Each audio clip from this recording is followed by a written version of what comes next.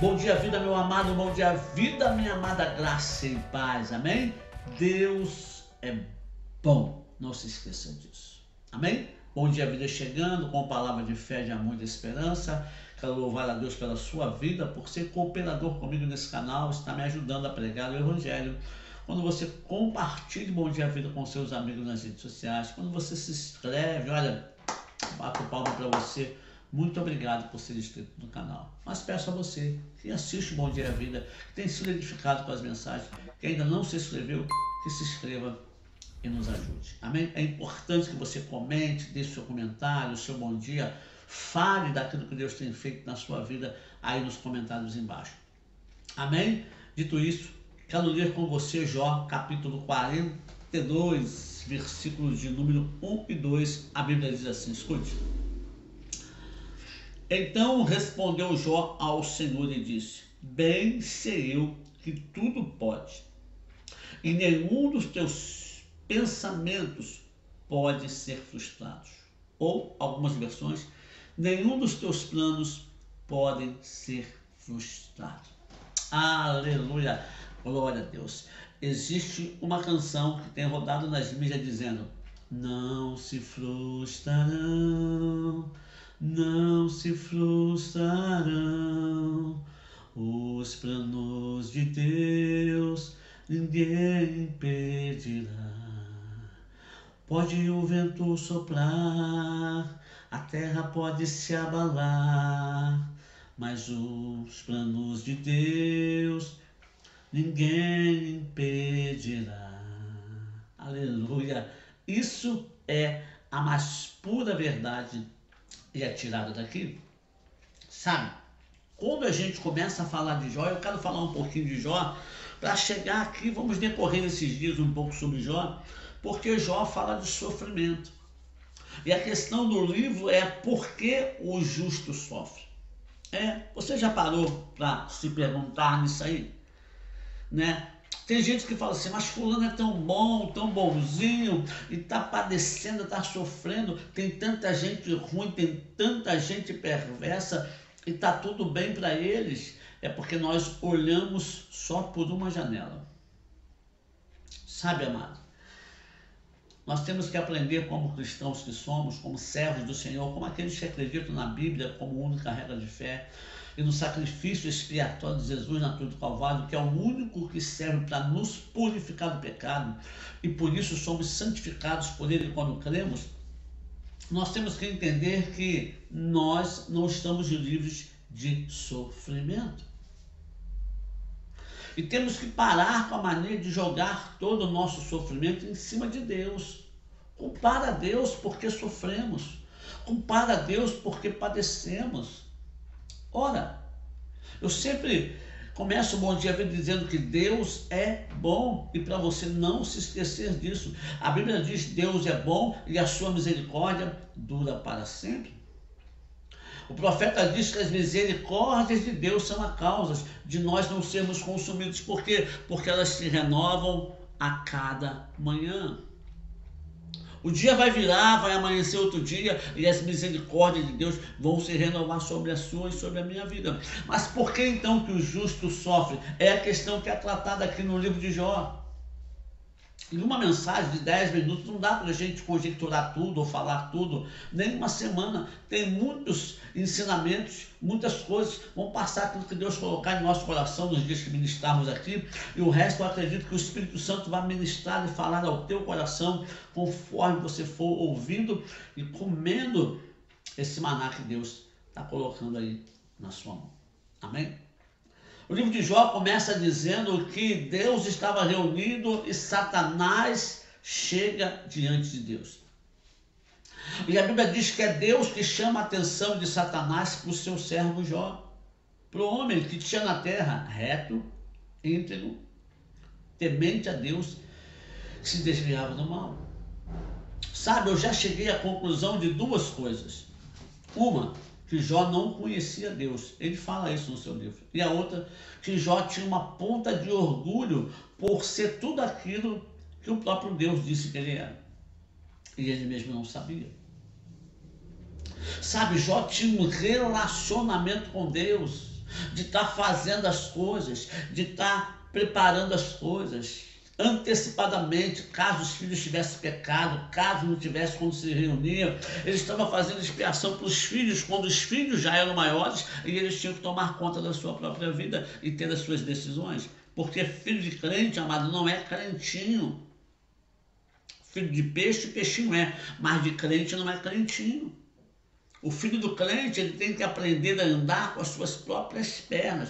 Nós ensinamos o caminho que a criança deve andar. O texto é bem claro, enquanto é criança. Mas a criança vai crescer, a criança vai se tornar adolescente e vai começar a ter decisões. Então, se na infância dela eu não ensinar o caminho que ela deve andar, e como que eu tenho que ensinar o caminho dela? Não é fazendo as coisas para ela, mas é andando junto com ela. Não é apontando e falando, ó, vai orar, ó, vai ler a Bíblia, mas ela não me vê orar, ela não me vê ler a Bíblia, ela não me vê ir para o culto, adorar a Deus, levantar a mão, ela não me vê me quebrantando na presença de Deus. Como que eu vou ensinar a criança a fazer isso se ela não me vê fazendo? Aí ela vai crescer e ela não vai querer, porque ela não foi ensinada. E aí nós vamos para Deus e culpamos a Deus, a criança cresceu, não quer ir para a igreja, e a questão não é ir da igreja ou não, porque às vezes ela vê tanta coisa errada na igreja, e nós mesmo falamos tanta besteira dentro de casa, contra a igreja, contra a liderança, contra os irmãos, que a criança cresce, desperta para aquilo e absorve e fala, é muita hipocrisia, eu não quero ir para lá, eu não quero fazer parte disso. E aí culpamos a Deus e o diabo não tem culpa e Deus não tem culpa, o culpado somos nós que agimos errado. Pare para pensar um pouco, examine um pouco a sua vida. O diabo chega lá e Deus pergunta, de onde vieste, Satanás? Ele fala, de rodear a terra e passear por ela. É o que ele faz, amado. O que ele faz? Ele fica ao derredor. Ele observa o que você faz, ele não lê a sua mente, não lê o seu pensamento, mas ele antecipa os seus passos. Ele observa o seu olhar. Ele não consegue ler o seu pensamento, mas ele consegue discernir as suas atitudes no seu olhar, no seu jeito de falar. De passear e rodear a terra, ele diz para Deus. E Deus fala, ah, beleza, você viu lá, eu tenho um homem lá embaixo que é, ó, nota 10. Ele é íntegro, significa integridade, é inteiro. Ele não tem 2 pensamentos, ele não tem 2 atitudes. Ele é correto, ele se desvia do mal. E a qualidade maior de Jó, ele é temente a Deus. O que sustenta você e a mim na presença de Deus não é o quanto eu faço, não é quanto sacrifício eu estou disposto a fazer, quantos holocaustos eu estou disposto a fazer. O que nos sustenta na presença de Deus é o temor a Deus, que é o princípio da sabedoria, porque quando Jó começou na sua primeira prova, sua mulher disse para ele, amaldiçoa esse Deus e morre. E Jó fala, falas tu como louca? Poderíamos receber o bem de Deus e não o mal? O Senhor deu, o Senhor tirou, bendito seja Deus. E a Bíblia diz que Jó não pecou em momento algum. Aí, é claro que faltava um pouco de conhecimento, porque a maldade não pode vir de Deus, porque Deus é 100% bom. Nós temos que aprender a discernir algumas atitudes. E nós colocamos, às vezes, Deus como Deus castigador, porque algumas versões falam que Deus castiga. Mas a palavra correta é disciplina. Deus disciplina e Deus disciplina quem ama. Deus perdoa. Qualquer pecado que você cometer, Deus vai perdoar, exceto blasfêmia contra o Espírito Santo. É como você tem um filho, eu tenho filhas. E ainda que as nossas filhas ou seus filhos cometam coisas terríveis contra nós, elas estarão perdoadas. O que nós não tiraremos delas são as consequências. Mas não a consequência do que ela fez, é a semente que ela plantou, ela vai colher sempre alguma coisa, é a lei da semeadura. Então, amada, a pessoa fumou a vida inteira, 50 anos fumando, daqui a pouco ela está com enfisema pulmonar. Ela pode ser salva? Pode, mas Deus tem a obrigação de curá-la? Não. Sabe, a pessoa ganha o seu salário, Ela gasta tudo com besteira e gasta antecipadamente além do que ela ganha. Chega no final do mês, ela vai orar e vai pedir para Deus abençoá-la financeiramente. Deus tem obrigação? Não. Porque ela não tem controle. Se Deus der 10 mil, ela vai gastar 20. Se Deus der 20, ela vai gastar 50. Porque ela não aprendeu ainda a administrar aquilo que tem. Então a consequência das cobranças do nome no SPC, no Serasa, virão sobre ela. E Deus não é ruim por isso, porque são consequências de atitudes nossas. Todas as nossas atitudes vão nos causar uma ação, causa uma reação. Mas o que Jó fez demais? Nada. Deus permitiu que algo viesse com Jó, mas porque Deus tinha um propósito maior daquilo que ele podia ver ou imaginar, porque Jó declara no final: eu o conhecia de ouvir falar, mas hoje os meus olhos te veem. Antes, meu amado, de você atribuir a Deus qualquer problema seu ou ao diabo qualquer situação adversa que você está vivendo, procure saber se Deus não está nesse negócio. Quantas vezes as pessoas perdem o ônibus, correm tão atrasada, faz sinal, perderam o ônibus, lá na frente aquele ônibus sofreu um acidente, mas sem ela saber, ela está murmurando, reclamando, xingando o diabo, xingando Deus. Mas depois ela passa lá na frente e vê o ônibus quebrado.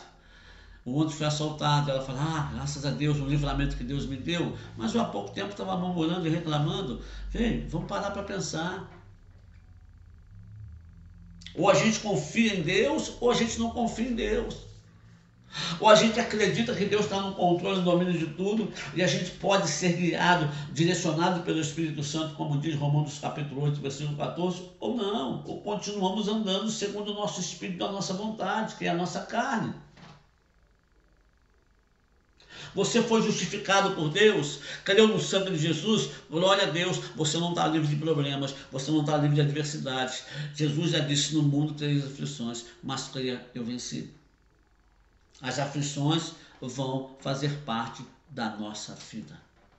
Eu quero terminar a mensagem de hoje e vou continuar com você amanhã falando sobre isso, quando ele fala: bem sei eu que nenhum dos seus planos pode ser frustrado. Sabe, para que você possa entender que ainda que você não compreenda o que está acontecendo, que ainda você não compreenda por onde você está andando, quais os níveis, quais os caminhos, Deus ainda está no controle de todas as coisas. Quero orar com você. Bendito Deus, Pai Santo amado, nós louvamos o seu nome, nós te glorificamos nesse momento. Muito obrigado. Abençoe o meu irmão, a minha irmã, derrama sobre ele graça, unção, poder. Manifesta, Senhor, de forma tremenda e poderosa sobre ele o teu poder, para a glória e honra do nome de Jesus. Amém. Amém, meu amado. Ó, beijo no seu coração, Deus te abençoe. Bom dia, vida para você.